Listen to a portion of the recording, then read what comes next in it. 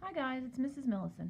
We're going to do the Check Your Understanding on page 579, which is a complete significance test for means. Okay, let's read the little scenario first. The makers of Aspro brand aspirin want to be sure that their tablets contain the right amount of the active ingredient, that thing. So they inspect a random sample of 36 tablets from a batch in the production. When the production process is working properly, Aspro tablets have an average of 320 milligrams of active ingredient. The amount of active ingredient in the 36 selected tablets has a mean of 319 and a standard deviation of 3. So we're going to go through our hypotheses, which is our state. We're going to check our conditions, which is our plan. We're going to calculate the test statistics, which is our do. And then we're going to find our p-value using our calculator and come to our conclusion, which is our conclusion. So these are all the steps for our significance test. So the first thing I wrote down was some of the information that we were given. We have an SRS of 36. That's our mean of our sample and our standard deviation. We were told the mu is 320 milligrams. Okay, so the first thing we have to do is our state. Okay, so we have our ho and our ha, our null hypothesis and our alternative hypothesis. So of course these are means. So they're both going to be mu. The ho is always equal to, and it's always equal to the claim that is being made. Okay. Our alternative hypothesis is going to be centered around this sample. Now it just said something about they just want to make sure it contains the right amount of active ingredient. So that's leading me to think that this symbol down here shouldn't be greater than or less than, it should just be not equal to. They just want to make sure, they want to test to see if it's different than 320 milligrams, not greater, not less. Even though our sample's less, that's okay.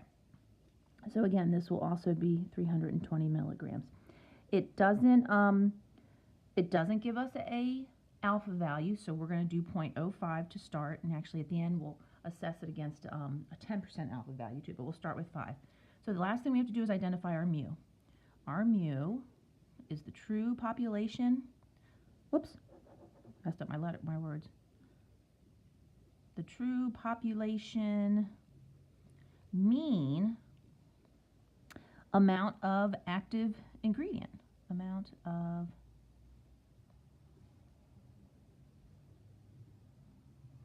in the Aspro tablets.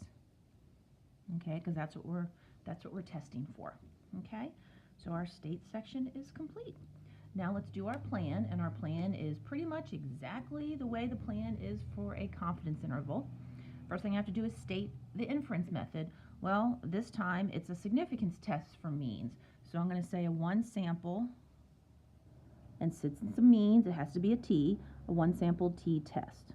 Okay, and we're going to compare it to a one sample t interval at the end. Okay, random, yep, it was stated an SRS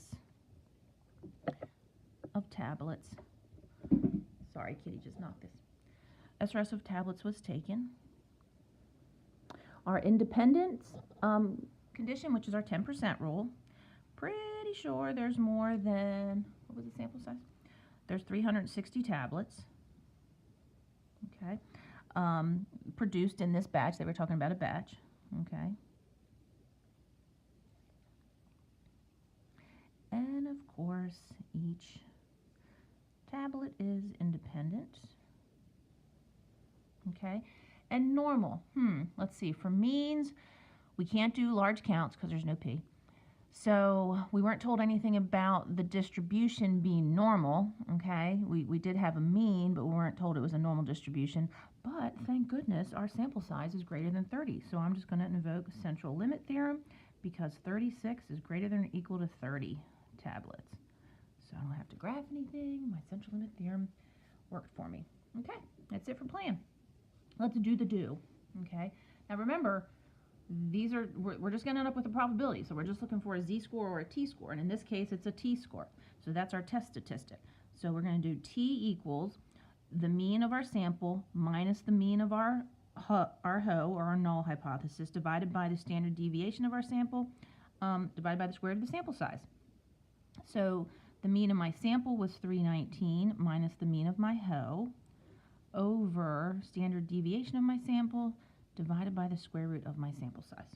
Okay, let's see, that's just -1. That's going to be a half, right? So -1 divided by half is the same thing as -1 times 2. Throw it in the calculator, but it is a t-score of -2, okay? Now, how are we going to figure this out? This isn't a z-score, so I can't use normal CDF, okay? I'm going to have to use something in the calculator called t-CDF. Let me move this up a little bit. Same place I would find normal CDF, so second vars, I'm going to use t-CDF. That'll give me my probability. Now let's draw this first so we can kind of see what's going on, okay? My mean would be 320. I'm looking for, 319. 319 is over here. But this is a two-tailed test. Remember I said not equal to? So I'm not only looking for this area, but I'm also looking for the symmetrical area on the other side, okay? So my t is -2. So I'm going to use my t-CDF to figure out the area there, okay? Now, of course, anytime I use a t, I got to note my degree of freedom. So my degree of freedom here is n-1, which is 35. So I'm going to need that for my t-CDF. So we'll write that down. t-CDF. Then let's see what it asks me for. Definitely my lower bound is -infinity. Upper bound is going to be -2 because that's my t-score this time. Degree of freedom is 35. And let's see. -infinity to -2 and then 35. So there's my degree of freedom, there's my t-score, and there's my lower bound. Okay, let's see what we get. We get an area or a probability 0.02665. Okay, now remember that's just this area, and this is a two-tailed test. So this area over here is also going to be 0.02265. So if I just multiply that by 2, I get my entire p-value. Okay, so that's my probability that my sample would have just happened by chance. Okay, so let's compare it to our alpha. Okay, so if I do my p to my alpha, 0.0533, I did an alpha of 0.05. And we see that that's not true, okay? That is not greater than that, so that's not true. So therefore, the p is not low, okay? So my conclusion is going to be, and let me say it first, and then I'll write it down. My p is not low. It's not less than alpha. My p of 0.0533 is not less than alpha of 0.05. Therefore, I am going to fail to reject the hoe, okay? So I do not have convincing evidence that the true population mean amount of active ingredient in Aspro tablets is different from 320 milligrams. So I think 320 milligrams is probably right, okay? So let me write that down, and then we're going to compare it to a confidence interval. I'm going to do it on the other side. I don't have any room, okay? So my conclusion, I wrote my hoe and my hop here so I could reference them, okay? The p-value, I'll write it down again, 0.0533, not true. The p-value, 0.0533, is not less than alpha of 0.05. So we will fail to reject the hoe. We will fail to reject the hoe, okay? Remember, never say accept the hoe. You're either going to reject it or you're going to fail to reject it. Therefore, we do not have convincing evidence for the ha. We do not have convincing evidence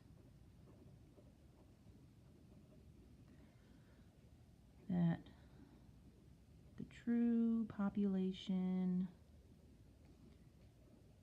mean amount of active ingredient in Aspro tablets is different. I think there's an R in there. Than 320 milligrams. Okay? So we're done with our significance test. Okay? So we think everything's working okay. Okay, we don't think it's different than what it should be, 320 milligrams. So let's compare this conclusion to a confidence interval that would match with that alpha of 5%. Okay, so in the alpha of 5, we did fail to reject the hoe. So an alpha of 5 is going to correspond to a 95% confidence interval. Now, of course, I'm going to run that in the calculator. Okay, actually, I should. Can I go back real quick? I want to show you guys. I know I kind of skipped around. Let's run this in the calculator real quick. I just want you to see it, okay, before we do the confidence interval. Okay, so let's run this one in the calculator real quick. Stat tests. So this is a one sample t-test. So, oh look, there it is, a t-test, okay?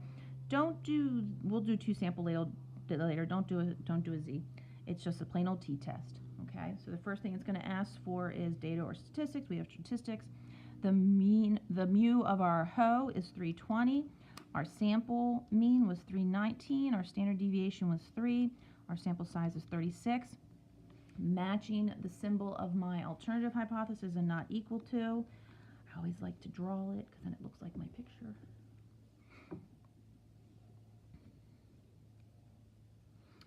Oh look, the t is -2 and it's over -2. Okay, and there's the two tails, and then it's going to give me a t of -2, and there's my p, 0.0533. The calculator does the two-tail for me. Okay, you never have to double what's in the calculator. Okay, so now let's compare that to our confidence interval. Okay, so now, again, we failed to reject the hoe, so we don't have evidence that the amount of active ingredient is different than 320. So we think 320 is okay. All right, so if we now do a t interval, if we now do a t interval, it saved everything for us. There's our mean, there's our standard deviation of our sample, and there's our sample size. Got the correct confidence interval or confidence level. I'm good to go. Okay, so my 95% confidence interval goes from 317 to 320.02. And that makes perfect sense with my conclusion because I did not have any evidence to think that there wasn't 320 milligrams in my tablets. And 320 milligrams is in the interval. So it all matches. Okay? Now, at the beginning, when we started our significance test, we weren't given an alpha. So we just used an alpha of 5. And it worked for us. We got a nice p-value, we assessed it against the alpha, we failed to reject the hoe, and we came to a conclusion. Okay? Now, what if we had used a different alpha? What if we had said the alpha was going to be 10 from the beginning? Okay? I still would have calculated the same p-value, but the only thing that would have been different was actually comparing it to a 10% alpha, I would have rejected the hoe. So I actually would have had evidence. If I rejected the hoe, I would have had evidence that the amount of active ingredient, the true population mean amount of active ingredient, is different than 320. Okay? So now let's compare this to a 90% confidence interval. Now, a 90% confidence interval, if I'm rejecting the hoe, it should not have 320 in it because I have evidence that the mean amount is not 320. So if I go through and I redo my interval, okay, and just change it to 90% to correspond with my 10% alpha level, you'll notice that our interval doesn't have 320 in it anymore, or now, okay? So now my interval, it's a little smaller with that 90% confidence interval, so it doesn't have 320 in it. So that makes, so 320 milligrams is not in the interval. And that makes sense with the fact that I rejected the hoe and I had evidence that the mean amount of active ingredient was different than 320. So you'll see how significance tests and confidence intervals all work together. Okay, that's it for that. See you next time.